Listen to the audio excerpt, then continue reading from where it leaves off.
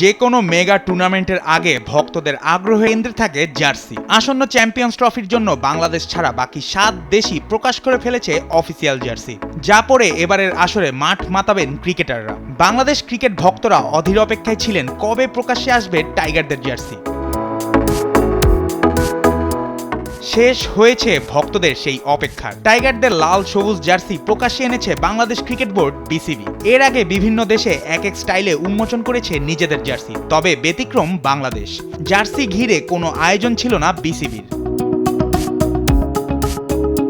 রোববার official Facebook পেজে টাইগারদের চ্যাম্পিয়ন্স ট্রফির জার্সি নিয়ে একটি ভিডিও প্রকাশ করেছে বিসিবি। বরাবরের মতোই এবারের জার্সিতেও আছে লাল সবুজের কম্বিনেশন। অনেকের ধারণা ছিল জুলাই বিপ্লবের থিমে করা হতে পারে বাংলাদেশ দলের এবারের জার্সি, তবে তেমন কোনো থিম ব্যবহার করা হয়নি।